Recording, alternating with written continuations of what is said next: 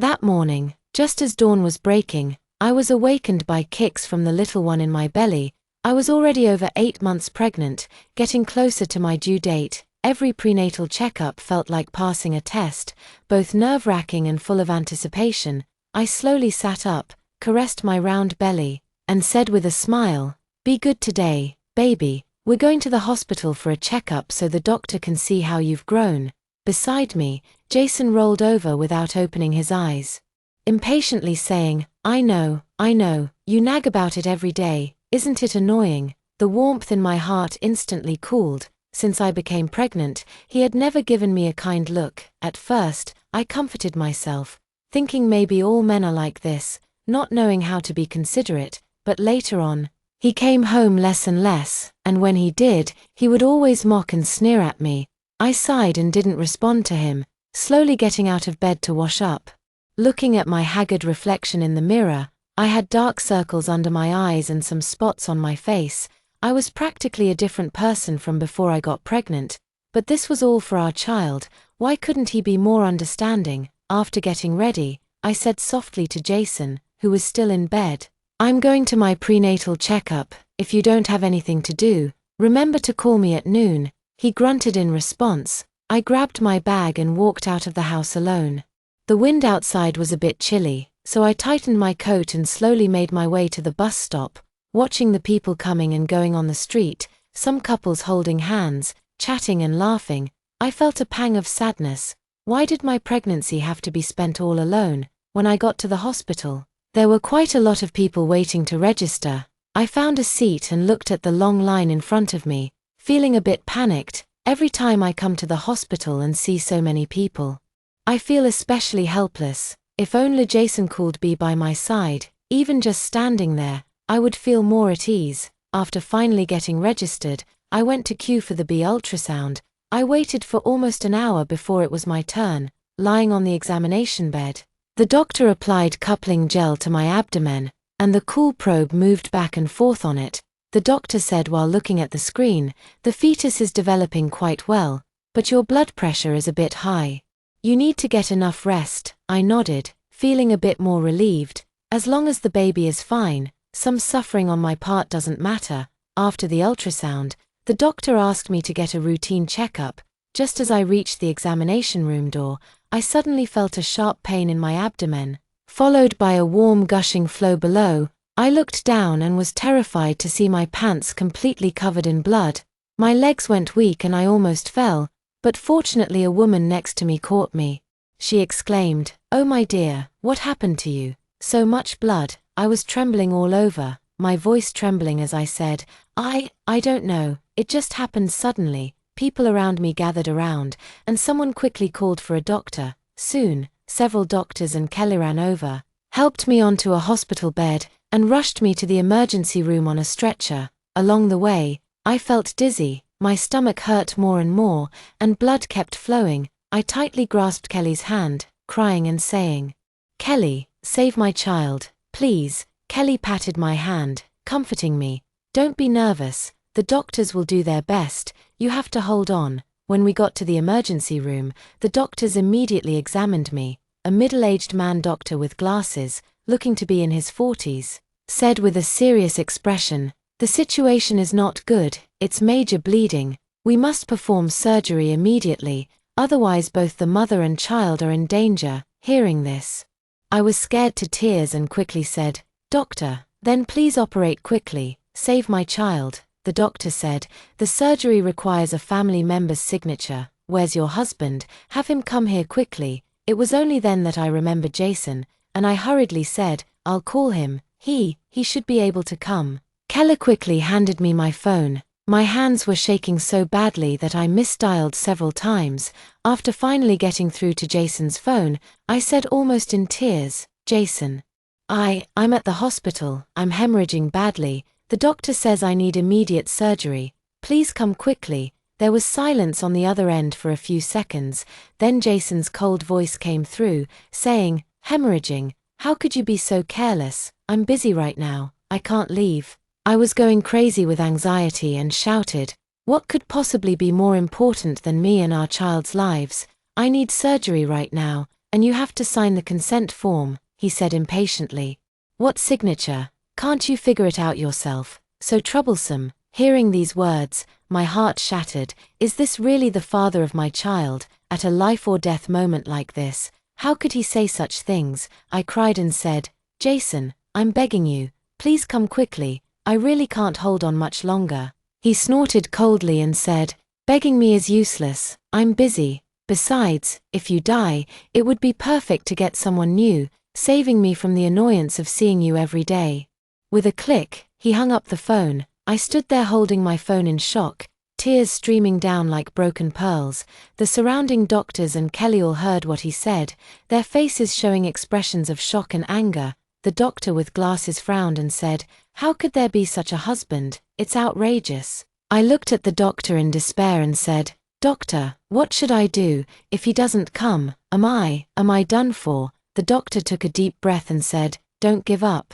Let's think of another way. Do you have any other family members, like parents or siblings? I shook my head and said, my parents aren't in town, and my siblings are all in our hometown. They can't get here anytime soon. The doctor thought for a moment and said, then we'll have to apply to the hospital first and see if we can make a special exception to perform the surgery.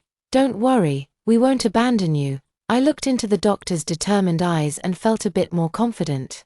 I gritted my teeth and thought to myself, I can't die, I must save my child. For my child, I have to keep going. The doctor turned around and went out to make a phone call. Kelly was beside me giving me a blood transfusion and monitoring my vital signs. I felt my body getting weaker and weaker, and my eyelids getting heavier and heavier, but I kept fighting to stay awake, not daring to close my eyes. I was afraid that once I closed them, I would never wake up again. After a while, the doctor returned with a hint of relief on their face and said, good news. The hospital has approved it, we'll prepare for the surgery right away. Don't worry, we'll do our best. I was too emotional to speak, just kept crying and nodding repeatedly to the doctor. Soon, I was wheeled into the operating room. The anesthesiologist administered anesthesia, and I gradually lost consciousness. Before falling completely asleep, I had only one thought in my mind, baby. We must get through this. As the anesthesia took effect, I felt lightheaded and floaty, as if walking on cotton. I could hear the hushed voices of Dr. Kelly's speaking, and the light clinking of medical instruments. These sounds seemed to come and go, as if heard through a thick layer of cotton. In my daze, I seemed to hear the doctor with glasses say, blood pressure is still dropping. Prepare for a blood transfusion. Another Kelly's voice responded, the blood bag is ready. We'll start the transfusion immediately. I wanted to ask about my child, but my mouth felt as if it were glued shut and I couldn't open it. My eyelids were as heavy as lead weights.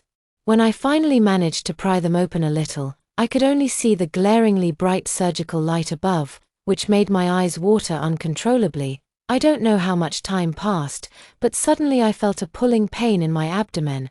Although there was anesthesia, the sensation still drilled straight into my bones.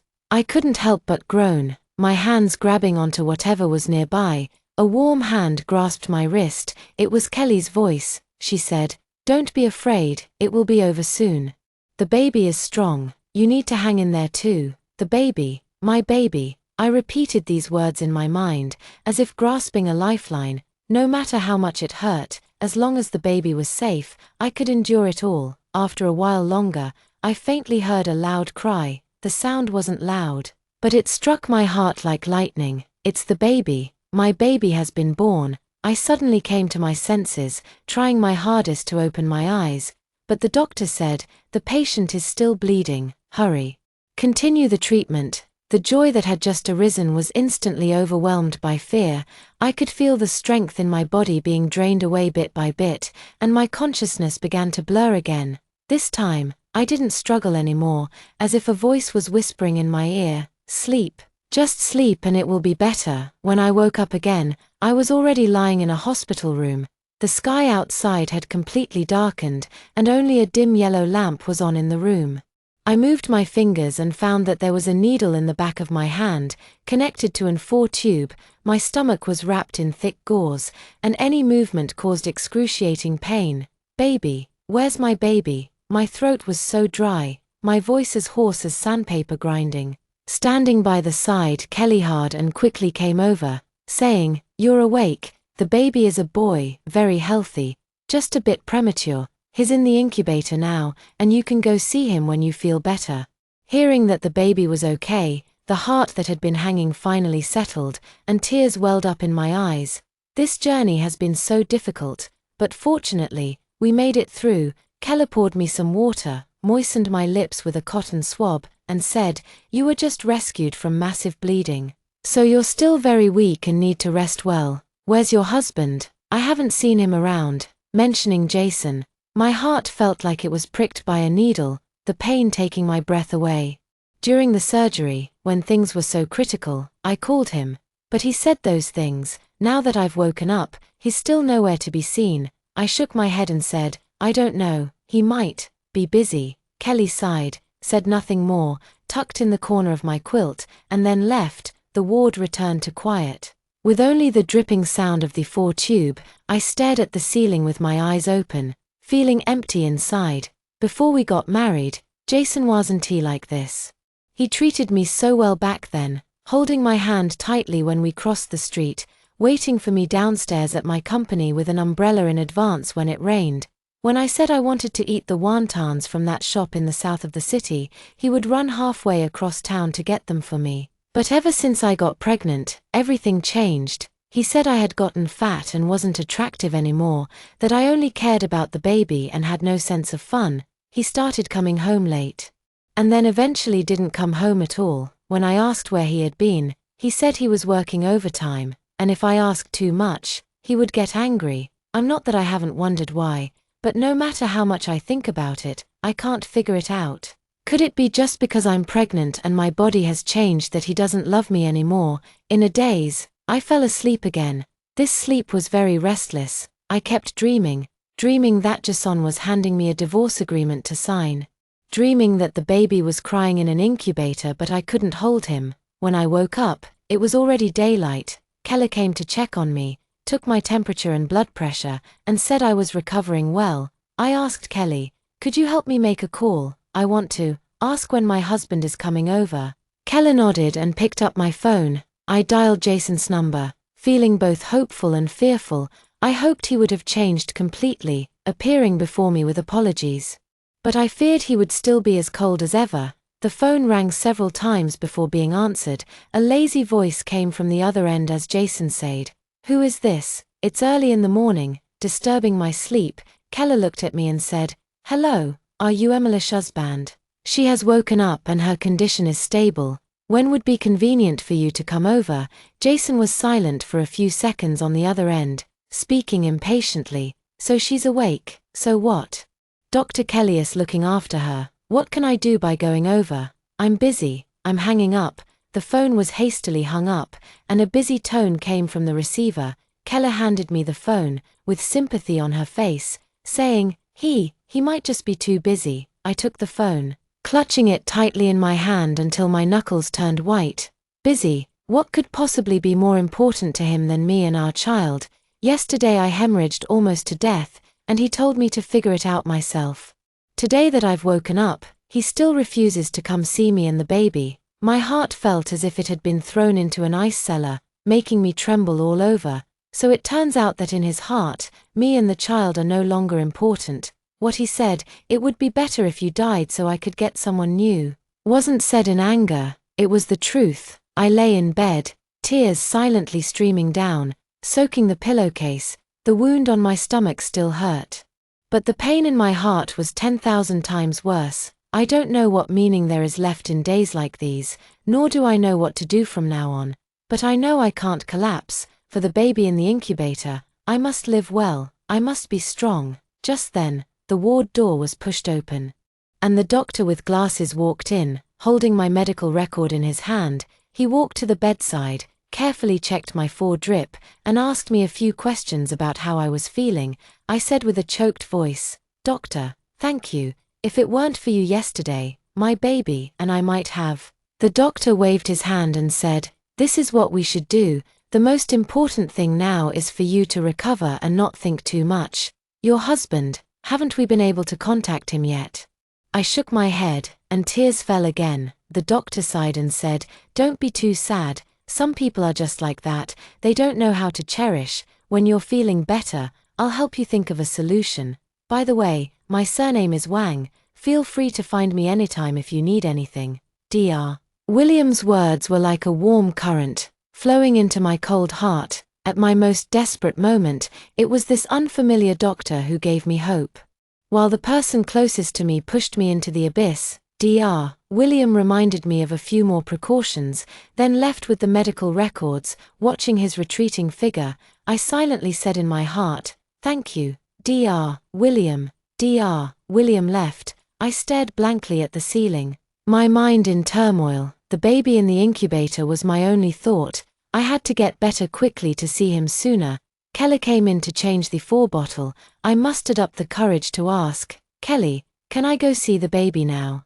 Even just a quick look would be fine." Kelly shook her head and said, "You can't get out of bed yet. Your wounds haven't healed properly. After the bandages are removed tomorrow, if you're recovering well, I'll help you go over for a look." I had to suppress this longing in my heart and obediently follow instructions.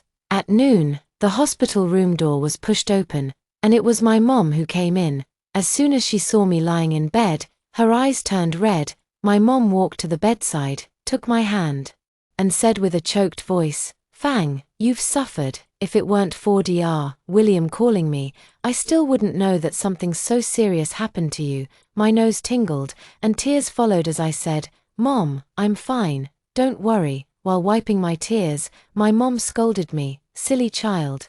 You're still saying you're fine when it's come to this. You're too sensible, always carrying everything yourself. Jason isn't he here? Why didn't he come to take care of you?" Speaking of Jason, my mom gets furious. She has long disapproved of Jason's attitude toward me and has urged me not to compromise myself many times. I didn't want my mom to get angry too, so I said, "He's busy with work at the company and can't get away. He'll come over once he's finished." My mom snorted and said, "What could be more important than you giving birth? I just don't think he values you.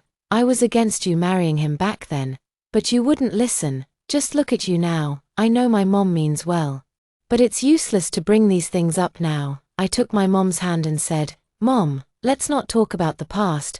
I just want to focus on recovering and taking care of the baby." My mom sighed and didn't continue speaking. She took out a thermos from her bag and said, "I made you some millet porridge. You just had surgery, so drink something light." Kelly came in to help raise the bed a bit. My mom scooped up a spoonful of porridge, blew on it, and held it to my lips.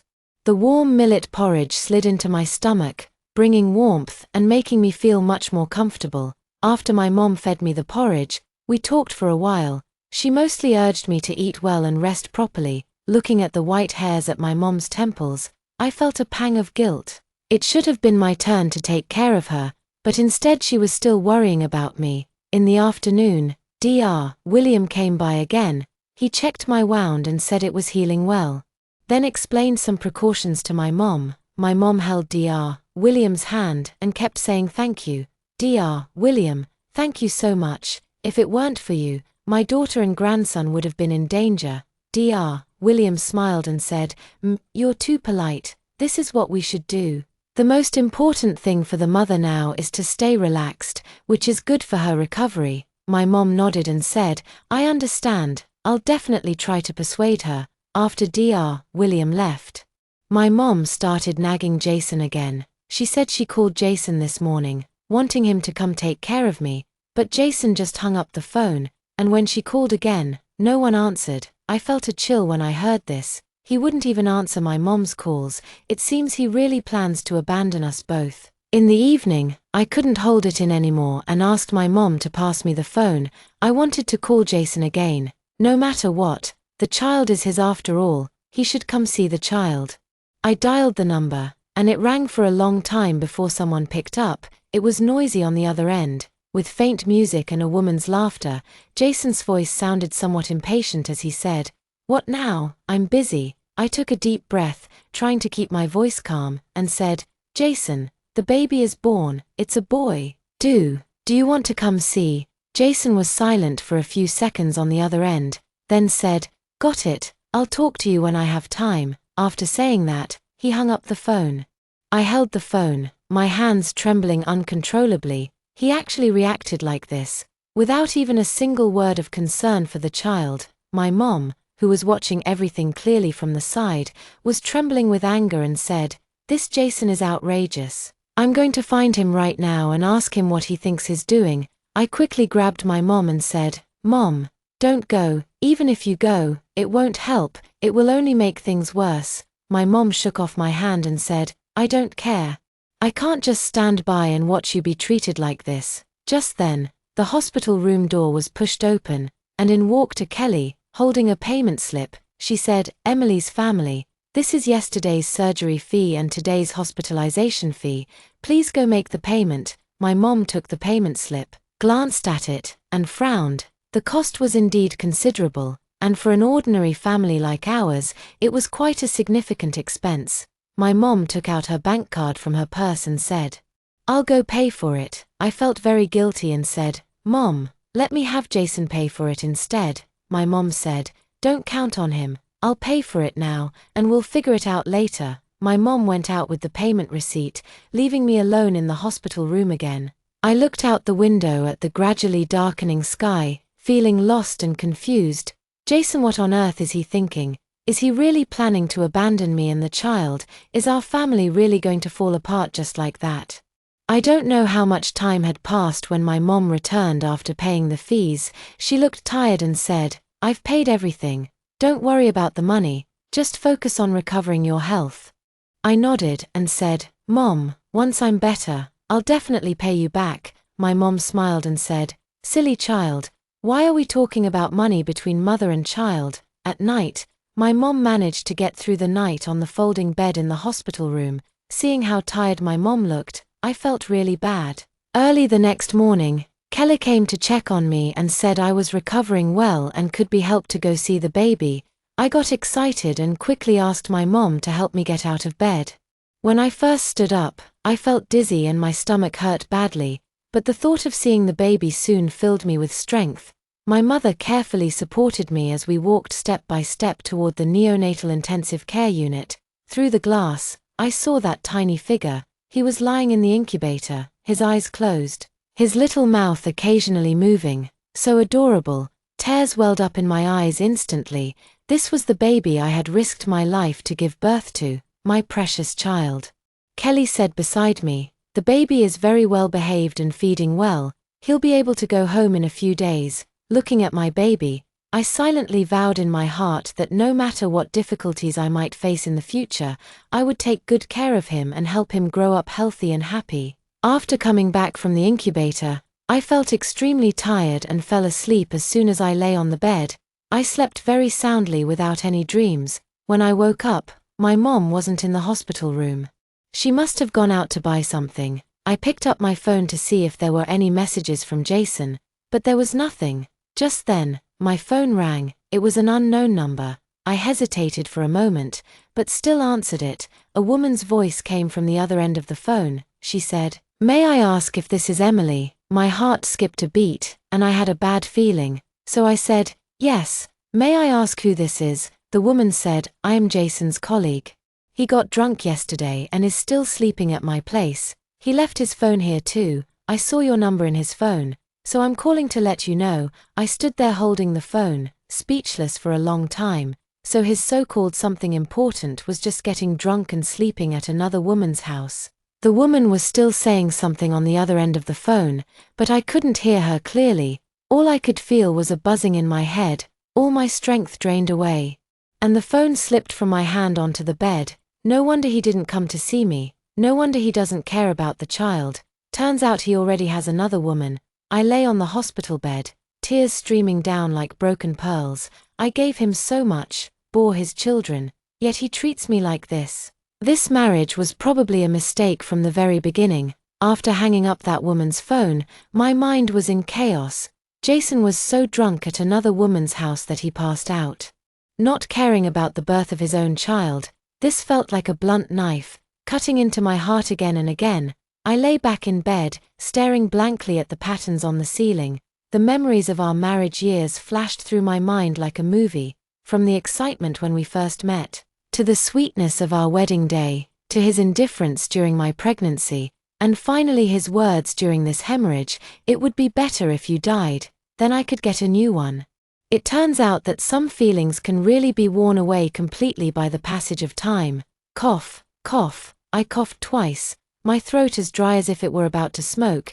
Just as I was about to call Kelly, the hospital room door opened, and Dr. William walked in with a stethoscope, followed by a young intern doctor. Dr. William walked to the bedside and said softly, "How are you feeling? Is there anywhere that's uncomfortable today?" I shook my head, my voice still hoarse, "Just a bit dizzy.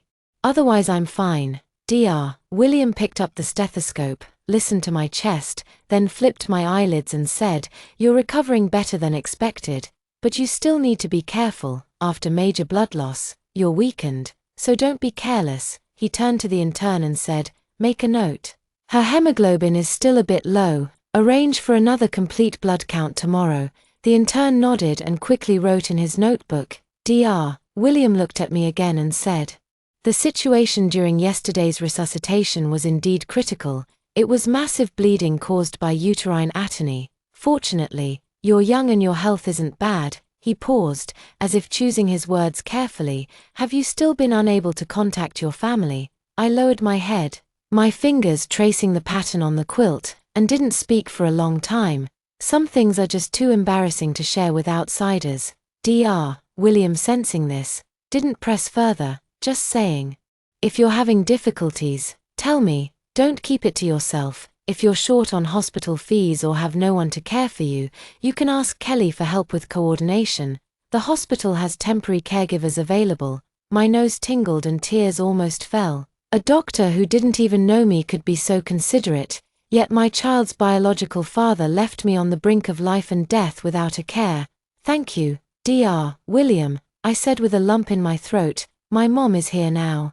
So for now I can manage." Dr. William nodded, gave a few more instructions about precautions, such as turning over frequently to prevent blood clots and maintaining a light but nutritious diet, then left with the intern. Just as they left, my mom came back carrying a cloth bag with freshly bought millet and eggs. "Fang, I went to the morning market. This millet is very fresh, perfect for making nourishing kanji," my mom said as she put the things on the bedside table.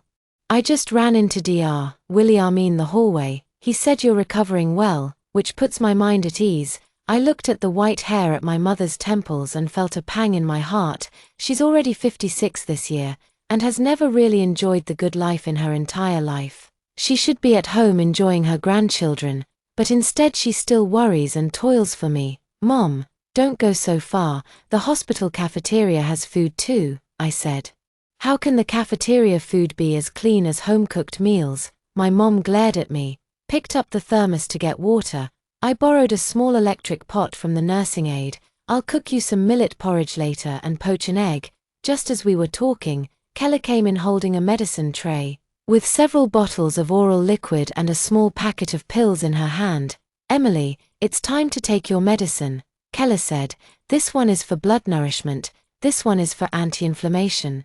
Take them half an hour after meals." My mom quickly took the medicine tray, carefully read the instructions, and then asked Kelly, "Are there any dietary restrictions with this medication?" Kella patiently said, "Just avoid spicy and irritating foods.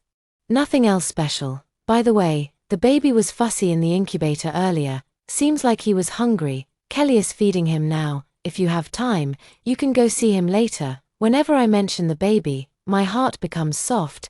That's the child I risked my life to give birth to, my only hope now. "Mom, when the kanji is ready later, help me go see the baby," I said. "Oh, okay." Mom happily responded and quickly went to wash the pot and rinse the rice. The small electric pot bubbled as it cooked the porridge, and the aroma slowly filled the air. I lay in bed, inhaling that familiar rice scent, and felt a bit more at ease. No matter how Jason was, I still had my mom, and I still had my child. Life had to go on. In the afternoon, my mom supported me as we slowly walked to the neonatal intensive care unit. Through the thick glass, I saw that tiny figure in the incubator. His eyes were closed, his little mouth moving slightly. His tiny hands clenched into fists. He looked no bigger than a kitten. "This is my grandson," Mom pressed against the glass, her eyes red-rimmed. "He's so tiny, he really needs to grow well." Beside her, Kelly said with a smile, "The baby is very well behaved, it's just that the weight is a bit light. Only 5 Jin and 2 Liang. But all indicators are normal, and you can be discharged after observing for a few more days." I looked at the baby, and tears couldn't help but fall. All the suffering from pregnancy to childbirth was worth it. Just at that moment, my phone rang. It was Jason calling. My heart sank, and I didn't know what he was going to say this time. My mom glared at the phone and said irritably, "Don't answer, it's definitely nothing good." I hesitated for a moment but still answered. No matter what, he's the baby's father, and some things can't be avoided. "Hello," I pressed the answer button, my voice cold. "Is everything okay on your end?"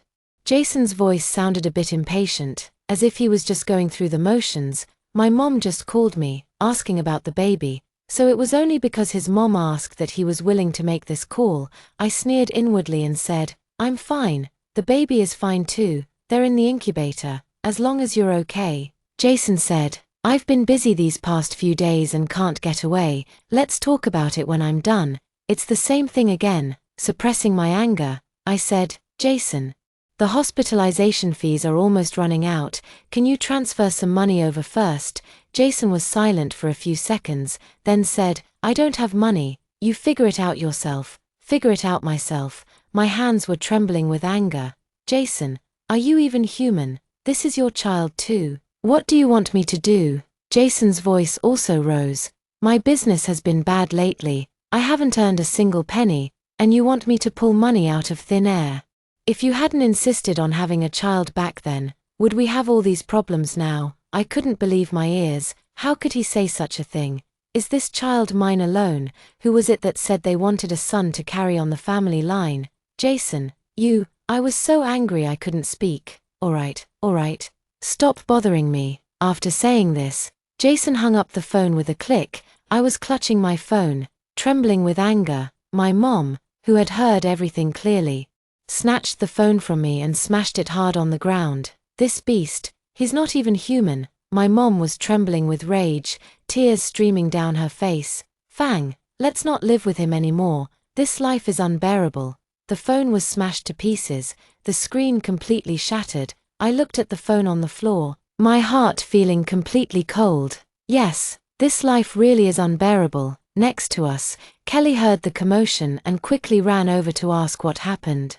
My mom told Kelly what had just happened, and Kelly also frowned with anger. "What kind of husband is that? That's outrageous." "Emily, don't get angry, it's not worth ruining your health over." My mom wiped away her tears and said, "Kelly, why has my daughter had such a hard fate?" Kelly sighed and said, "Auntie, don't get too excited. Taking care of Emily Shielth is the most important thing.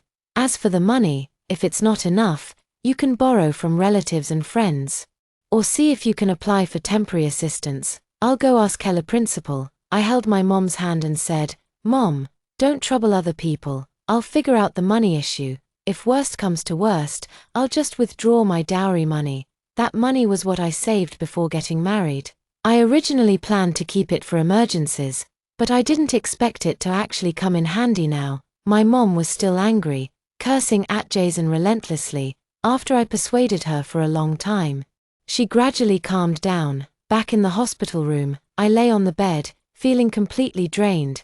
The phone call with Jason just now had exhausted all my energy. In the evening, Dr. William came to check on me again. He saw that I looked unwell and asked, "What's wrong? Are you feeling uncomfortable anywhere?" My mom couldn't hold back and told Dr. William about the phone call with Jason this afternoon. "Dr. William, can you believe this? My daughter risked her life to give birth to his son. And not only does he not come to visit, but he says he doesn't have money to pay for the hospital bills and tells us to figure it out ourselves." The more my mom spoke, the more agitated she became. After hearing this, Dr. William frowned deeply. He was silent for a long moment before saying, "This situation is indeed uncommon. Normally, even if a couple's relationship is strained, considering the child, it shouldn't come to this." He looked at me. "What do you plan to do?"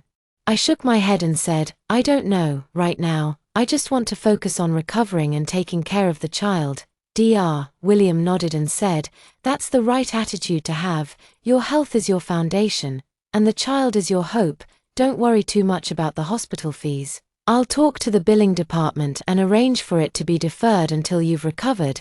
I didn't expect Dr. William to be so helpful, and I felt both grateful and embarrassed. How can I accept this? I said, it's all right, special circumstances require special handling. Dr. William smiled and said, the hospital isn't an unfeeling place. Focus on recovering and don't worry about other things. Dr. William, after he left, my mom kept saying, this Dr. William is such a good person. 100 times better than that man with the surname Jong. I looked out the window at the gradually darkening sky, my heart filled with mixed emotions, when I was at my most desperate. It was a stranger doctor who gave me warmth and hope, but the person who was supposed to share my joys and sorrows pushed me into the abyss. Maybe this is just fate, but I don't accept fate. For my child, for my mother, I have to keep living well. Early the next morning, before the sky had fully brightened, I woke up, the wound on my abdomen was throbbing with pain, and I hadn't slept well all night. I turned to my side, looking at my mother who was dozing by the bed. Her hair was messy, and the wrinkles at the corners of her eyes seemed deeper. I sighed softly, feeling choked up inside. Fang, are you awake? Mom was awakened by my movement and rubbed her eyes quickly, standing up. Are you thirsty? I'll get you some water. I shook my head and said, Mom, I want to go see the baby again. Okay. Let me wash your face and comb your hair, and then we'll go, Mom said, picking up a towel dipped in warm water and carefully wiping my face. Her movements were very gentle, afraid of hurting me. After washing up, Mom supported me as we slowly walked toward the neonatal intensive care unit. The corridor was quiet, with only the sound of our footsteps. Sunlight streamed through the window, casting long shadows on the floor. Look how nice the sun is, Mom said with a smile. Once you're better, we'll take the baby out to sunbathe. He'll surely grow up fair and plump. I nodded, but I wasn't confident in my heart. Jason, looking like that, how are we supposed to live our lives from now on? In the ICU, the baby was still sleeping in the incubator. He seemed to have grown a bit more, his little face round and chubby, breathing evenly. I pressed against the glass for a long time, reluctant to take my eyes off him. Look at his little nose, it's so much like yours, Mom said beside me. His eyes are like his father's, I said casually, and immediately regretted it. Now whenever Jasonis mentioned, I feel awkward. Mom didn't respond, just sighed. When we returned from the ICU, Kelly came by to deliver medication. Mom took the medicine and carefully asked again how to take it and if there were any side effects. Kelly patiently answered each question one by one, and before leaving, said, Dr. William has a major surgery this morning. He'll come check on you once he's done. I felt warm inside. Dr. William was so busy yet still thinking of me. A little after 10 in the morning, my mom went to the bank to withdraw my dowry money and buy me some food to eat. I was left alone in the hospital room, lying in bed and staring blankly out the window. I don't know how much time had passed when the hospital room door was pushed open and a fashionably dressed woman walked in. She had big wavy hair, heavy makeup, and her perfume was so strong it was choking. I was stunned for a moment and asked, "Who are you looking for?" The woman looked me up and down, sneering as she said, "So you're Emily, Jason's wife." My heart sank, judging by her attitude. She meant no good. I nodded and said, "I am. Who are you?" "Who I am doesn't matter." The woman walked to the bedside, crossed her arms, and said, "I'm just here to tell you that Jason loves me, not you. You two haven't had feelings for each other for a long time. You should divorce him quickly and stop occupying his position." My heart felt like it was being pricked by needles. The pain was intense. I held back my tears and said, "Whether I divorce him or not is between us two. It has nothing to do with you." "How is that none of my business?" The woman raised her voice. "I'm pregnant with Jason's child. You can't expect my child to be born without a proper name and status, can you?" I couldn't believe my ears. "She's also pregnant with Jason's child." "Jason, you bastard, what on earth have you done? You're lying." I trembled with anger. "Jason, how could he?" "I'm lying. The woman took out her phone from her bag, opened a photo to show me. "Look for yourself. This is a photo of me and Jason, and my prenatal examination form." In the photo, Jason had his arm around her waist, and they were smiling intimately. The date on the prenatal examination form was from a few days ago, showing that she was already over 2 months pregnant. Looking at the photo, I felt dizzy and almost fell off the bed. So when Jason said he was busy messing around with this woman. Not only did he not care about me and our newborn child, but he got another woman pregnant, and even came to the hospital to provoke me. "Get out of here." I pointed at the door, my voice trembling with anger. "I'm warning you. Be smart and get a divorce quickly, or you'll regret it." After saying that, the woman left triumphantly, swaying her hips. The hospital room door slammed shut with a bang, and I couldn't hold back anymore. I threw myself on the bed and burst into tears. The wound on my stomach ached from the intense crying, but I didn't care. The pain in my heart was 10,000 times worse than the physical pain. I gave my all to Jason, bore his children, endured his indifference and neglect. But what about him? He actually cheated on me with another woman and got her pregnant. I really can't live like this anymore. I don't know how long I cried, but I felt extremely dizzy and had no strength left in my body. Just then, the hospital room door opened again, and my mom returned carrying a bag. "Fang, what's wrong with you? Why are you crying like this?" My mom was terrified when she saw me crying and quickly put down the bag to rush over. I hugged my mom and cried even harder, telling her about what happened with that woman earlier in fragmented sentences. After hearing what I said, my mom's face turned white with anger. She grabbed the thermos beside her and was about to go find that woman to settle the score. "That vixen. How dare she come here causing trouble? I'll tear her face apart." I quickly grabbed my mom and said, "Mom, don't go. It's not worth getting angry with someone like that."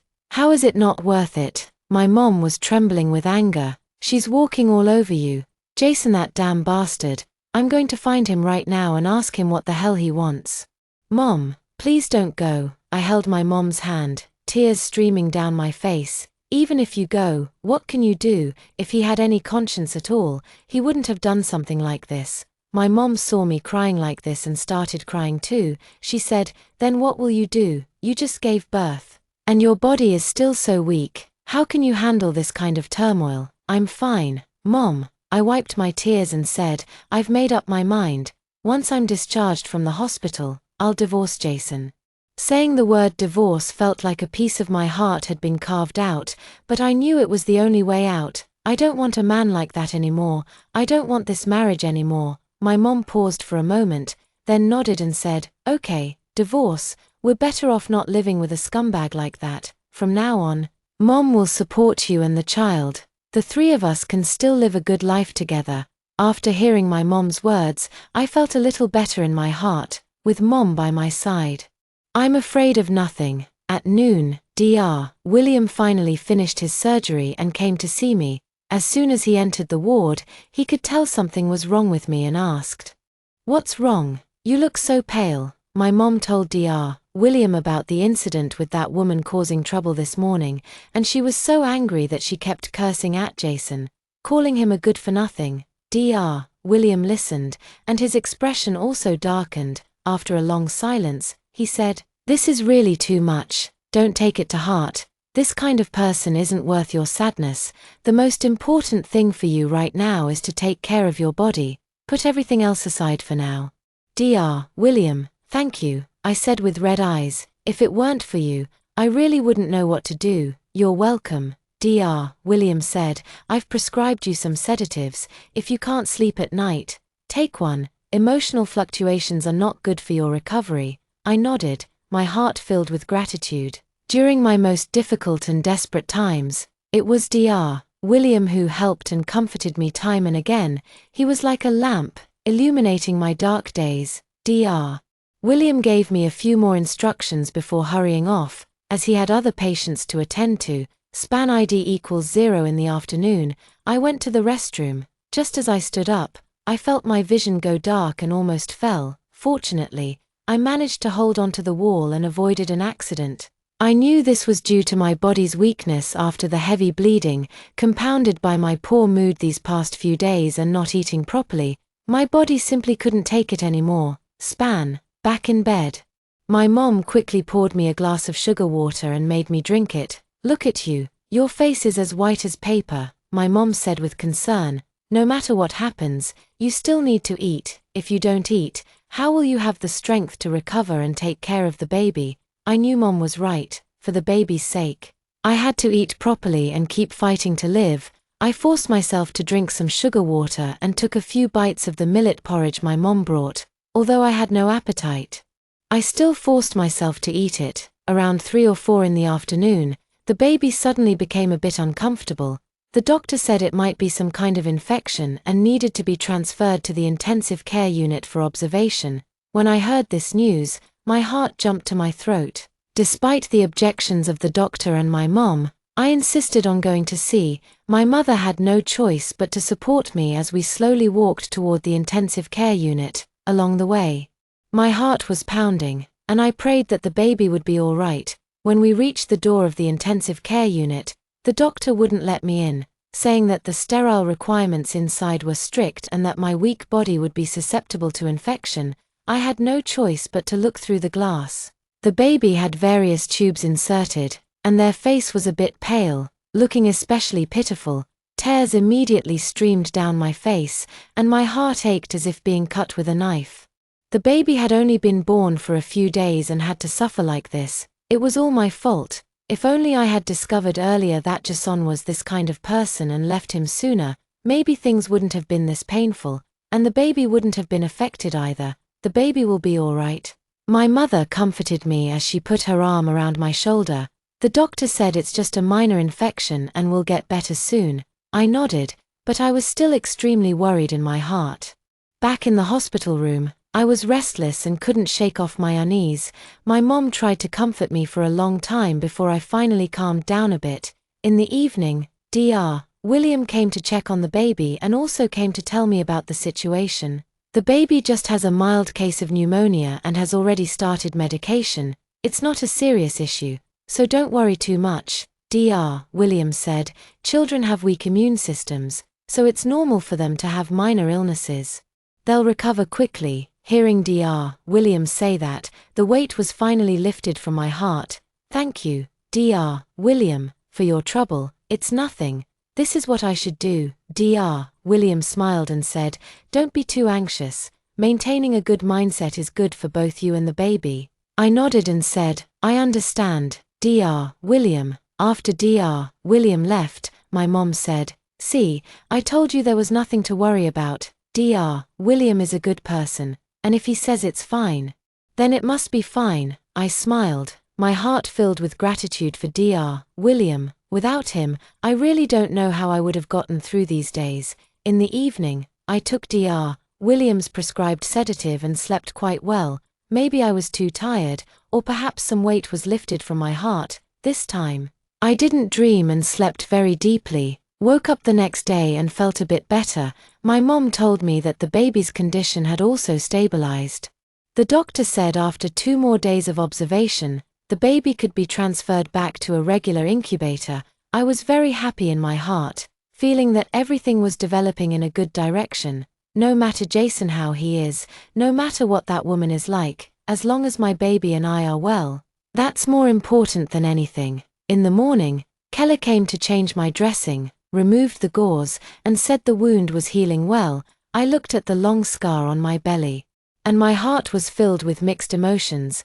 This scar is a testament to the birth of my baby, and also a testament to this failed marriage of mine, but I don't regret it. For the baby, I'm willing to endure any amount of suffering and bear any scars, no matter how deep. Just then, my phone rang. It was an unknown number. I hesitated for a moment but still answered. I thought it was that woman causing trouble again, but unexpectedly, a man's anxious voice came from the other end of the line.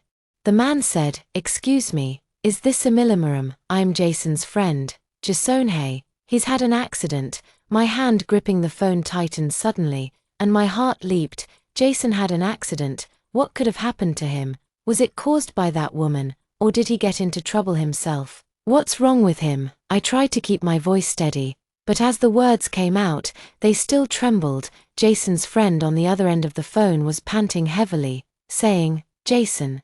He got into a fight and was arrested by the police. He's at the police station now. He asked me to call you and have you come quickly to bail him out. A fight? Arrested by the police? I stood there blankly, my mind completely empty. This Jason really is such a handful, at a time like this. He still has the energy to get into a fight. Why did he get into a fight? I asked. It's all because of that woman named Lily, Jason's friend said. Last night they were at a bar. And Lily talked to a man for a bit too long, and Jason got jealous, went up and started a fight with him. He beat him up, causing minor injuries, but the other guy is pressing charges and demanding to hold him responsible. That woman again. My blood boiled instantly. He ignores me and our newborn baby, hanging out with that woman all day, and now he got into a fight for her and got arrested by the police, and he has the nerve to ask me to bail him out. I'm not going, I said without even thinking. He got himself into this trouble. Let him figure out how to solve it himself. Emily, don't be like this, Jason's friend quickly said. Jason just acted impulsively. He knows he was wrong. If you don't go, he might get detained. Besides, he's your husband, the baby's father after all. Husband, the child's father. Hearing these words from others sounds particularly ironic. When he ignored me and the child, did he ever think he was a husband, a father? He is not my husband, nor does he deserve to be the child's father, I said coldly. Emily, you should just go for the child's sake, Jason's friend continued to persuade. The child was just born. You can't just let the father stay in there, right? Mentioning the child. I hesitated. Yes, the child is so young. If he later finds out his father was detained for something like this, it would definitely be bad for his growth. My mom was listening beside me with disdain on her face, saying, don't mind him, he deserves it. People like him should be kept inside to properly reflect on what they've done. I looked at my mom, feeling a mix of emotions. I knew mom was right. Jason did deserve it, but to actually ignore him, I couldn't bring myself to do it, after all. He's still the baby's father. I understand, I'll think about it, I said to Jason's friend and then hung up the phone. What's there to consider? My mom immediately said, people like him aren't worth your worry. Your body is still so weak. How can you go to a place like a police station? Besides, even if you go, it won't help, and you might just get angry at him. But mom, he is the baby's father after all, I said. If he really gets detained, it won't be good for the child. What's so bad about that? My mom said. A father like him is better off not existing. If the child follows him, they'll only learn bad things. I fell silent. My mom made sense, but I just couldn't get it out of my heart. Just then, Kelly came in and said the baby's condition had improved a bit and could already take small amounts of milk. I was overjoyed and temporarily pushed Jason's matter to the back of my mind, asking my mom to help me over to see the baby. At the entrance of the intensive care unit, I saw the baby in Kelly's arms breastfeeding, little mouth sucking away, looking incredibly cute. My heart instantly softened, and all my worries and grievances seemed to vanish the moment I saw the baby. Look, how good the baby is, my mom said with a smile. Once he gets better, we'll take him home. I nodded and said, Amham. After coming back from the ICU, I had already made up my mind. I could go to the police station, but not for Jason. But for the child, I want to let Jason know that even if I go, it's over between us. I said to my mom, Mom, I think I should go. I need to talk to him clearly and bring up the divorce. My mom sighed and said, you're just too soft. All right, if you want to go, I'll go with you. You don't need to go, Mom, I said. You stay here and look after the baby. I'll go by myself. I'll be back soon. How can that be? My mom said, you're still so weak. I'm not comfortable with you going alone. Besides, what if that Jason acts shamelessly? I need to go with you to back you up. I couldn't go against my mom, so I had to agree. My mom asked Kelly to help hire a temporary caregiver to look after the baby, then supported me as we slowly walked toward the hospital entrance. The sun outside was quite strong. My mom found me a hat to wear and also brought me a jacket to put on, afraid that I might catch a cold. Mom, I'm fine. You don't need to be so careful, I said. You still need to be careful, my mom said. You can't afford to make any more mistakes now. We hailed a cab and headed to the police station. Along the way, I didn't say a word, wondering in my mind how to talk to Jason. When we arrived at the police station, my mom helped me walk in. A young police officer greeted us, listened to our situation, and then led us to a reception room. Not long after, Jason was brought in. He was wearing a wrinkled t-shirt, with several scratches on his face and messy hair, looking completely disheveled. He saw me, froze for a moment, with a somewhat complicated look in his eyes. "Why are you here?" Jason asked, his tone carrying a hint of surprise and a barely perceptible sense of guilt. "I'm not here to save you," I said coldly. "Let's get a divorce." Jason obviously didn't expect me to say that. He froze there, unable to react for a long moment. "What did you say? Divorce?" "Yes, divorce." I looked at him and said word by word, "I've had enough of this life. I don't want to live with you anymore." "I disagree," Jason said immediately. "I know I haven't treated you well before. I was wrong. Can't I change? Please don't divorce me." "Change?" I sneered. "How will you change? Will you stop seeing that woman? Or will you take good care of me and the children?" "Jason, do you think I would still trust you? When I was hemorrhaging and almost died, you told me to figure it out myself, saying it would be better if I died so you could get someone new. Right after I gave birth when I needed care the most, you were fooling around with that woman outside, and even let her come to the hospital to provoke me. Do you think these are things that can be changed?" Jason was speechless from my words, his face turning red and white alternately. I wasn't thinking clearly back then. I had too much to drink. Jason defended himself. "Being drunk is not an excuse," I said. "That's what you really think, otherwise you wouldn't have said those things." "Fang, I really know I was wrong." Jason softened his tone, with a hint of pleading. "Please give me another chance. I promise, I will treat you and our child well from now on, and I'll never see that woman again." "It's too late." I shook my head. "I don't need your promises anymore. I've decided, we're getting a divorce," my mom said beside me. "Jason, just stop pestering us. My daughter has been more than good to you, but you never knew how to cherish her. Divorce would be better for everyone." Jason looked at me, then at my mom, his eyes filled with resentment and anger. "Don't force me." "We're not forcing you," I said. "This is the path you chose yourself." Just then, the young police officer walked in and said, "Family members of the parties involved, have you reached an agreement? The other party has agreed to a settlement, but they need compensation for medical expenses and lost wages, totaling 50,000 yuan. If you can pay the compensation, Jason can leave." 50,000 yuan. I froze for a moment. Where would we get that much money now? My dowry was all used for hospital fees, and my mother doesn't have much savings either.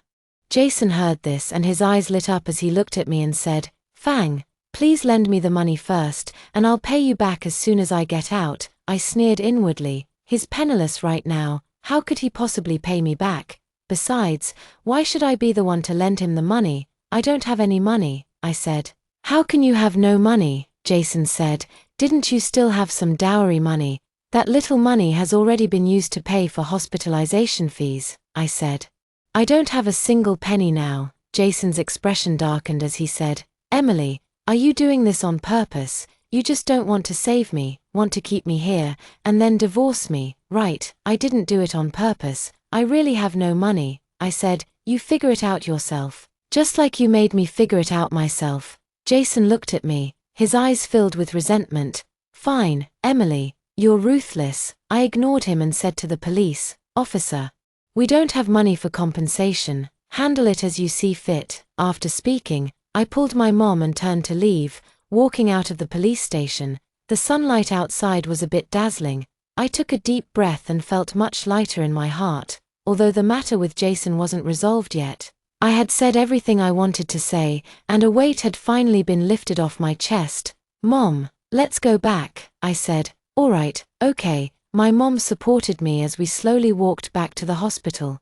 On the way, my mom said, "You're right, he should figure it out himself. People like him need to be taught a lesson." I nodded without saying anything. Actually, I felt a bit bad inside, but I knew I couldn't be soft-hearted anymore. back at the hospital, it was already afternoon. The temporary nurse said the baby had some more milk and was sleeping soundly. I felt a bit more at ease. My mom went to get me some food, and I lay in bed, feeling very tired. This morning, going to the police station and arguing with Jason had drained all my energy. In a daze, I fell asleep. In my dream, I saw the baby grown up, calling out to Melinda and laughing happily. I laughed too, so hard that tears streamed down my face. I don't know how long I slept, but I was awakened by a crying sound. It was the baby's cry. My heart tightened, and I quickly sat up, wanting to get out of bed. My mom happened to come back from outside and said, "You're awake. The baby is awake and crying. Kelly says he misses Linda." A warm feeling flowed through my heart, and I had my mom help me go see the baby. When we got to the door of the intensive care unit, I saw the baby crying intensely in the incubator. His little face flushed red. My heart clenched. Kelly said, "The baby probably misses Linda. You should talk to him more from outside. He can hear you." I leaned against the glass and whispered, "Be good, baby. Linda is here. Won't you stop crying? Linda knows you're suffering. And when you're better, Linda will hold you and tell you stories." Okay. Perhaps hearing my voice, the baby's crying gradually subsided, and its little mouth moved as if responding to me. Looking at the baby, tears couldn't help but fall. "Baby, you must get better soon. Linda is waiting for you to come home." After returning from the intensive care unit, my mom handed me the food she bought and said, "Hurry up and eat something. You haven't eaten much today." I took the food and started eating slowly. Although I didn't have much of an appetite, I knew I had to eat, for the baby and for myself. In the evening, Dr. William came to see me, asking where I had gone in the afternoon and why my complexion was so bad. My mom told Dr. William about what happened at the police station. Dr. William, after listening, said, "You shouldn't overwork yourself. Your body can't handle too much stress. As for Jason's matters, just leave them alone if you can. Don't let them affect your mood." "I understand, Dr. William," I said. "Thank you for your concern." Dr. William smiled and said, "You're welcome. By the way, the baby's condition has improved significantly. He should be able to be transferred back to a regular incubator tomorrow." I was overjoyed and said, "Really? That's wonderful." "Really," Dr. William said.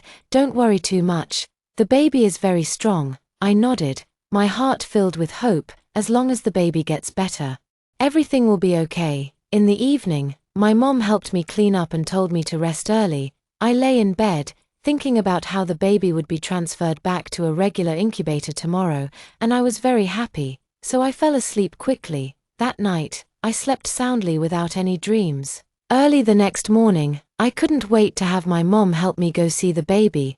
Keller said the baby had been moved back to a regular incubator and I could go in to see him.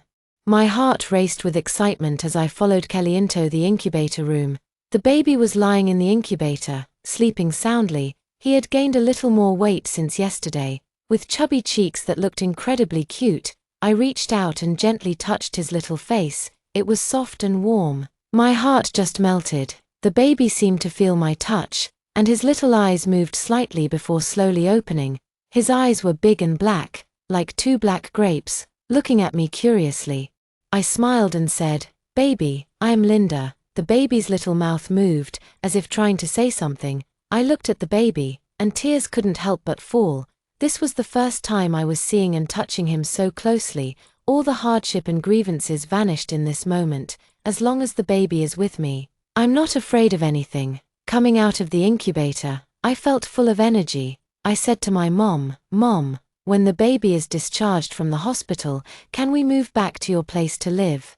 "Sure," my mom said happily. "That's what should have happened long ago. I've already prepared the rooms at home for you, just waiting for you to come back." I smiled, my heart filled with anticipation. A new life is about to begin.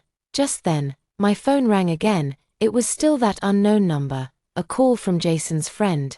I hesitated for a moment, but I still answered. Jason's friend on the other end of the line said, "Emily, Jason, he's been released."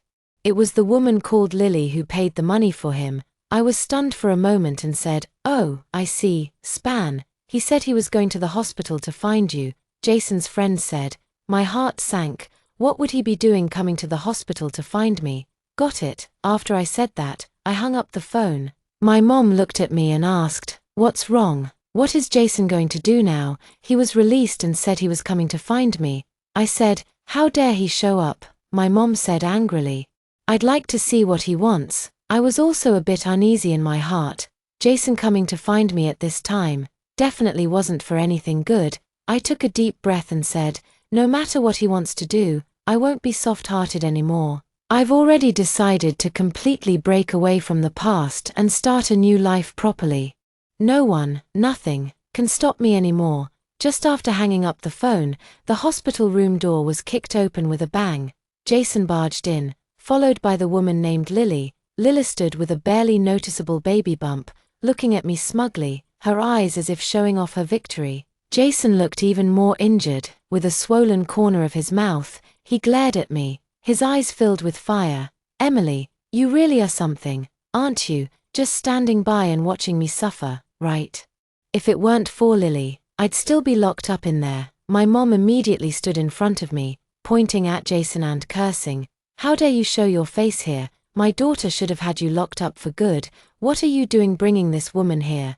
Get out, get out. This is my wife's hospital room." "Why should I leave?" Jason said stubbornly. "It's you who should get out of the way." Lila coyly pulled on Jason's arm and said, "Brother Lay, don't argue with them.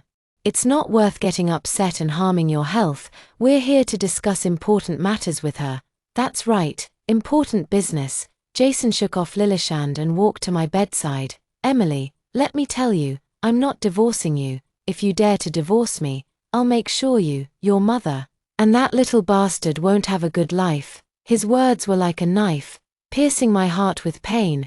How could I have married such a scoundrel? I trembled with anger and said, "Jason, don't go too far. Do you really think I'm afraid of you? Whether you're afraid or not, you'll find out if you try." Jason sneered. "Let me tell you, this house doesn't answer to you. You'd better get out of this hospital and come home obediently to serve me well, or you'll regret it. You're dreaming."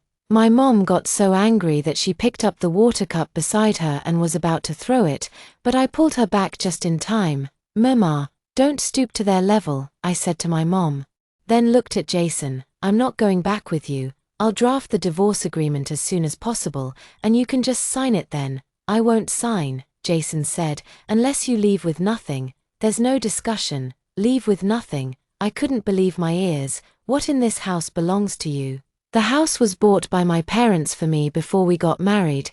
Most of the things in our home were my dowry." "On what grounds do you expect me to leave with nothing? On what grounds?"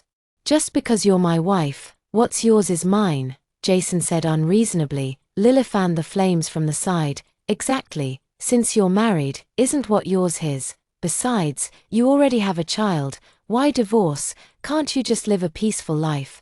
This has nothing to do with you." "Shut up," I said to Lily. "How dare you talk to me like that?" Lily exploded immediately. "Let me tell you, Leiji loves me. If it weren't for the fact that you gave birth to a son, he would have already left you." I was so angry I couldn't speak. When a sharp pain suddenly shot through the wound on my stomach, I couldn't help but groan, and my face instantly turned pale. My mom quickly supported me and asked anxiously, "Fang, what's wrong? Is your wound hurting?" "Mom, I'm fine," I said through gritted teeth. Jason saw me like this, and a flicker of panic flashed in his eyes, but it was quickly replaced by disdain. "Stop pretending. I can see you just don't want to come home with me. So you're doing this on purpose." Just then, Dr. William happened to be making rounds and heard the commotion inside, so he walked in. "What's going on? This is a hospital. What all the noise about?" Dr. William saw the situation in the ward and frowned. "Sir, please show some respect. This is a hospital ward and it needs to be quiet." Jason glanced sideways at Dr. William and said, "Who are you?" "I'm talking to my wife." "What's it to you?" "I'm her attending doctor," Dr. William said. "The patient just had surgery and needs rest. If you have anything to discuss, please take it outside. What's between me and my wife is none of your business." Jason pressed on. "I bet you're interested in her, aren't you? Why else would you be so protective of her?" That was so insulting. Dr. William is a good person. How could he be slandered like that? I said anxiously. Jason, don't talk nonsense. Dr. William is a good person. You can't speak of him like that. Dr. William's face darkened as he said, Sir, please watch your words and don't slander others. If you continue to cause trouble here, I'll call security. Call security. Who are you trying to scare? Jason said as he tried to push Dr. William, but was held back by Lily. Brother Leigh, don't be impulsive. This is a hospital. It's not good to make a scene. Lila said, let's go first. We'll have plenty of opportunities to settle scores with her later. Jason glared at me and Dr. William and said, consider yourself lucky, Emily. You just wait for me. After speaking, he was pulled away by Lily and left reluctantly. The ward finally quieted down. I breathed a sigh of relief, and my wound hurt even more. Dr. William walked over and asked with concern, are you okay? Did your wound reopen?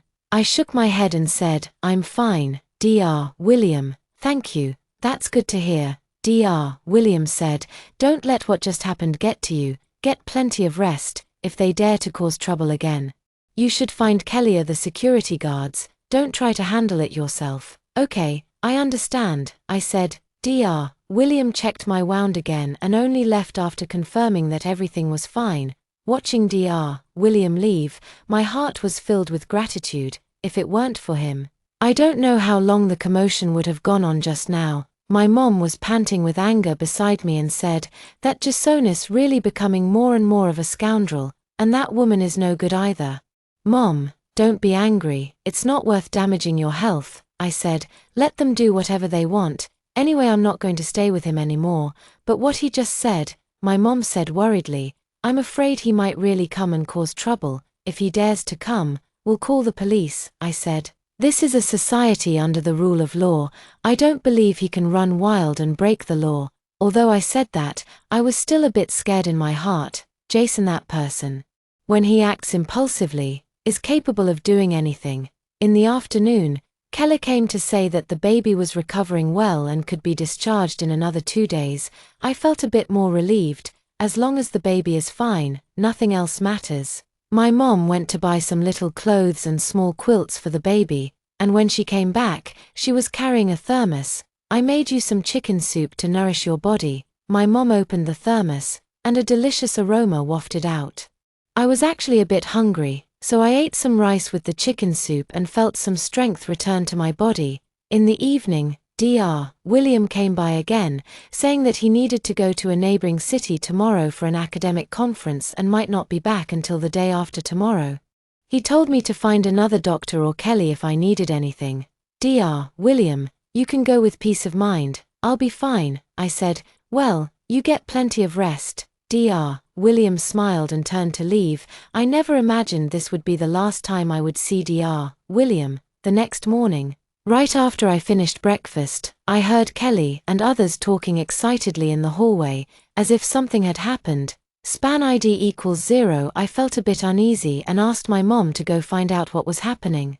Span, when my mom came back, her face was pale and her lips were trembling. Fang, something happened. Mom, what's wrong? Is something wrong with the baby? I asked urgently. It's not the baby, it's Dr. William, my mom said with a choked voice. Dr. William, he had a car accident. He's gone. What? There was a buzzing sound in my head, like I'd been hit hard with a stick. My vision went dark for a moment, and I almost fell off the bed. Mom, what did you say? Say it again. Dr. William, he was driving to the neighboring city last night, had a car accident on the way, and he didn't make it, my mom said, tears streaming down her face. Impossible, absolutely impossible. I saw Dr. William yesterday evening, and he even smiled and told me to get plenty of rest. How could he just be gone all of a sudden? This isn't true. Mom, you must have heard wrong. I shook my head, tears streaming uncontrollably down my face. It's true, my mom said. I just heard it from Kelleth director. It's all over the hospital, so it can't be wrong. I lay face down on the bed and burst into tears. Dr. William was such a good man, so young and responsible. How could he just be gone like that? He saved me and my baby's life. The other patients and their families in the ward also heard the news and were discussing it, each of them sighing with emotion. Dr. William was such a good doctor. How could he be so unfortunate? What a pity, he was so young. Listening to their discussion, my heart ached as if cut by a knife. The image of Dr. William flashed through my mind repeatedly, his gentle smile, concerned eyes, and the way he rushed about to save me and the baby. I don't know how long I cried until my voice became hoarse and I had no more tears left. My mother kept comforting me beside me, but I couldn't take in anything she said. Dr. William just left like that, the person who gave me hope when I was most desperate, who extended a helping hand when I was in the most difficult situation, suddenly left just like that. My heart was filled with guilt. If yesterday when Jason came causing trouble, Dr. William hadn't come to help, maybe he wouldn't have left so late and wouldn't have had the car accident. It's my fault that he died. My mom seemed to see what I was thinking and said, "Fang, don't think that way. This isn't your fault, it was an accident that no one wanted." But I choked up and couldn't speak. Dr. William's such a good person, definitely wouldn't want you to blame yourself like this. My mom said, "You need to live well and take good care of the baby. That's how you can be worthy of Dr. William." My mom is right. I can't be so dejected. Dr. William saved me. I need to live well and raise the baby to adulthood. That's how I can be worthy of him. I wiped my tears and nodded. Just then, my phone rang. It was Jason calling. I hesitated for a moment but still answered. A drunken voice came from the other end of the line. He said, "Emily, have you heard that doctor with the surname Wang? He's dead. Haha, what a comeuppance. Who told him to meddle in other people's business?" Hearing this, I trembled with anger and shouted into the phone, "Jason, you're not human. Dr. William was a good man. How can you say such things about him? You'll get what's coming to you." After I finished speaking, I hung up the phone harshly and threw it aside. Jason, that bastard. How can he be so cold and heartless? Dr. William's death is considered karma to him. I lay in bed, my heart aching with both pain and hatred. The pain is from Dr. William's departure, the hatred is for Jason's coldness and heartlessness. I don't even know how I got through this day. My mind was a mess. One moment it was Dr. William's gentle smile, the next it was Jason's ugly face. In the evening, Keller told me that Dr. William's family had come to the hospital, crying very sadly. When I heard this, I felt even worse. I asked my mom to give some money to Dr. William's family to express my condolences, but when my mom came back, she said they refused to accept it, saying this wasn't about money. Yes, Dr. William's life could never be replaced by any amount of money. At night, I couldn't sleep at all. I kept seeing Dr. William's figure before my eyes and hearing his words echoing in my ears. I said silently to myself, "Dr. William, thank you, rest in peace. I will live well and take good care of the baby, not letting you down." 3 days after Dr. William passed away, the sky was gloomy and overcast, as if it might rain. I sat on my hospital bed, watching the branches outside swaying in the wind, feeling empty inside.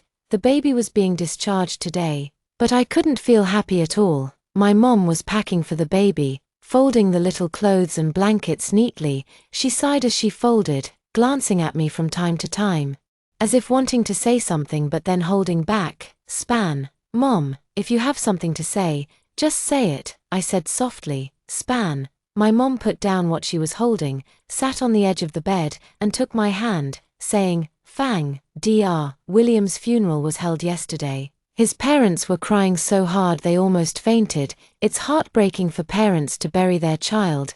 Tears welled up in my eyes as I choked out, "It's all my fault. If it weren't for me, Dr. William wouldn't have." "Silly child, stop blaming yourself." My mom interrupted me. "It's fate. No one could have predicted it. Dr. William, if he's watching from above, wouldn't want you to be like this." I nodded, but the guilt in my heart wouldn't go away. That doctor who always had a gentle smile would never appear in the hospital room again. Just as we were talking, the hospital room door was pushed open. Jason stumbled in. His eyes were bloodshot. His hair was a mess like a chicken's nest.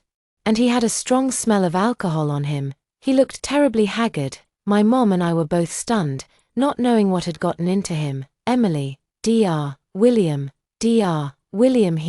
Jason grabbed my arm, his voice trembling badly, unable to form complete sentences. I shook off his hand and said coldly, "Didn't you say he died well? Why are you putting on an act now?" Jason was stunned by my words, then immediately squatted on the ground, covering his head with his hands and wailing loudly. His cries were filled with fear and despair, making one's skin crawl. My mom frowned and said, "What's wrong with you? Are you going crazy?" Jason looked up, his eyes bloodshot. He looked at me, his lips trembling as he said, I only found out yesterday that Dr. William drove through the night to rush to a neighboring city for a meeting. He could have left this morning. But after I caused trouble the night before last, he was worried about you, so he came back to give you another checkup, which delayed his departure." My heart sank. So that's what happened. Dr. William actually came back specifically to check on me because he was worried, which caused him to leave late and encounter the accident. Guilt washed over me like a tide. I covered my mouth, struggling to hold back my sobs. Jason was still crying, and as he cried, he said, "I also heard that Dr. William's car was hit by a large truck, and he died on the spot. He was only 35 years old, and he has a daughter who just started kindergarten. I'm sorry for him. I shouldn't have said those things about him. I shouldn't have caused trouble." As he spoke, he suddenly stood up and slapped himself hard across the face. "I'm not human, I'm an animal. I'm sorry to Dr. William." Looking at his devastated state, I didn't feel any satisfaction at all. Instead, I felt very conflicted. He knows he regrets it now. But can Dr. William be saved? What's the use of knowing you're wrong now? My mom couldn't help but scold. "What were you doing earlier? Such a good person like Dr. William was indirectly killed by you." I killed him, Jason muttered to himself, his eyes frighteningly vacant. "Will the police arrest me? Will I have to go to jail?" It was as if he suddenly remembered something, grabbing my hand and pleading desperately, "Emily, help me. Tell the police it wasn't me who killed him. I didn't mean to." Seeing how cowardly he was, the last bit of affection I had for him vanished. I forcefully shook off his hand and said, "You'll have to face the consequences of your own actions. Don't expect me to help you." Jason staggered back a few steps after I shook him off. He looked at me with eyes full of despair. "Even you won't help me, even you." He suddenly turned around and rushed out of the hospital room like a madman. I watched his disappearing and felt a mix of emotions. Is this what he deserved? But why can't I feel any happiness about it? What a psycho. My mom said angrily, "Why didn't you do it earlier?" Scared now, I didn't say anything, just feeling suffocated inside. After a while, Keller came in holding the baby, smiling and saying, "The baby can be discharged now. Look how energetic he is." The baby in Kelly's arms had big eyes, looking around here and there, with its little mouth still smacking, looking extremely cute. Seeing the baby, the gloom in my heart lifted considerably.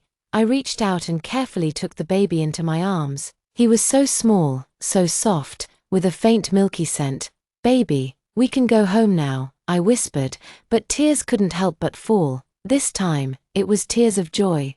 My mom quickly wiped my tears and said, "Silly child, you should be happy. Why are you crying?" Holding the baby, I felt much more at peace. No matter what happened, as long as the baby was with me, I had the courage to go on living. Kelly also gave some instructions on how to take care of the baby, and my mom wrote them down carefully. After packing up, my mom supported me while I held the baby, and we slowly walked out of the hospital. The wind outside was a bit strong, so my mom wrapped the baby up tightly, afraid that he might catch a cold. "Let's go home," my mom said with a smile. "From now on, the three of us will live a good life together." I nodded, my heart filled with hope. Just as we reached the hospital entrance, I saw Jason crouching by the roadside, holding his head in his hands like a lost child. When he saw us, he suddenly stood up, his eyes fixed on the baby in my arms. My mom immediately shielded me behind her and asked warily, "What do you want?" Jason didn't say anything, just looked at the baby with tears continuously streaming down his face. After a long while, he said in a hoarse voice, let me hold him, just for a moment." My mom was about to refuse, but I shook my head. "No matter what, he is the baby's father. So letting him hold him for a bit wouldn't hurt. I handed the baby to him, and he carefully took him, his movements clumsily awkward. He held the baby, his body still trembling. Tears dripping onto the baby's small blanket. "Baby, I'm sorry. Daddy is sorry to you," he said through choked sobs. "Daddy is not a good person. Daddy was wrong." The baby seemed to sense something and suddenly burst into tears.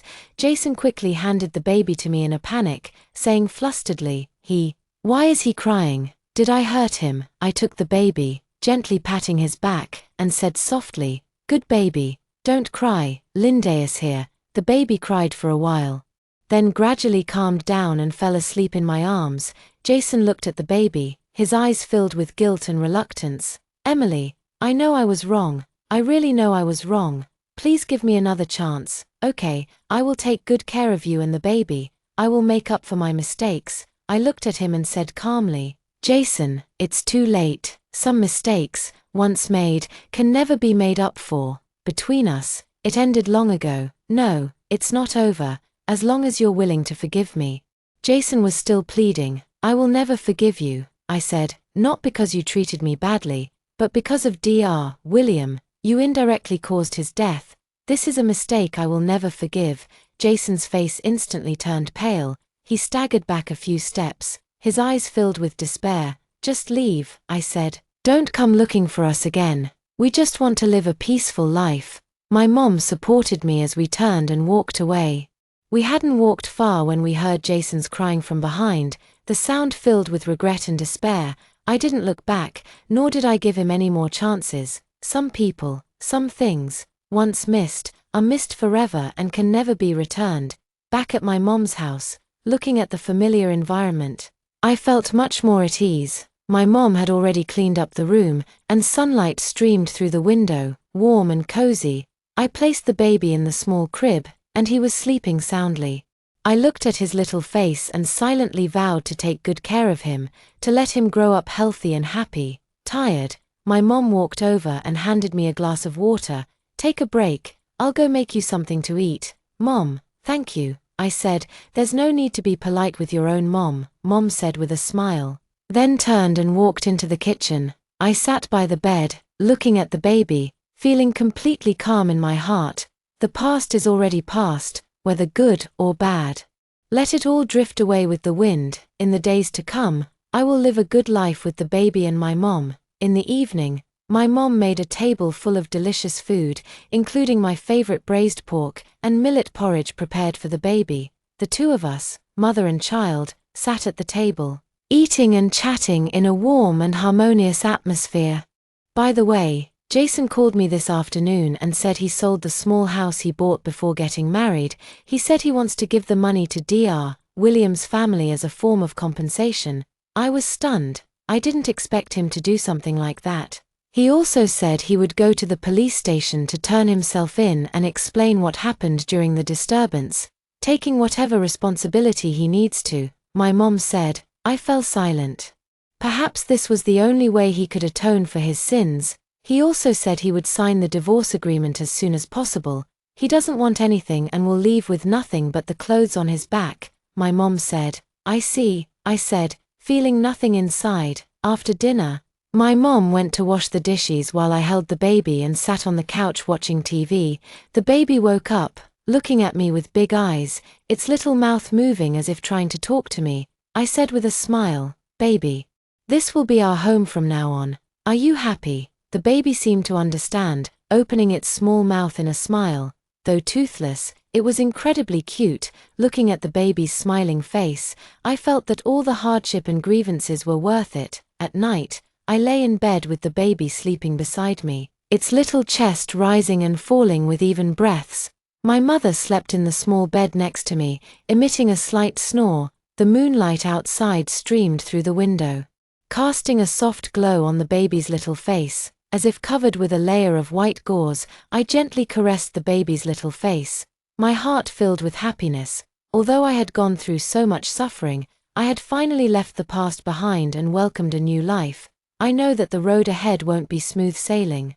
There will be many difficulties and challenges, but I'm not afraid, because I have my baby, I have my mom, and I have the courage and hope to keep living. I closed my eyes. A smile on my lips. Tomorrow will be a brand new day. Alright, that's all for today's story. If you enjoyed this episode, feel free to subscribe. We'll keep updating with more exciting stories, and we look forward to seeing you next time.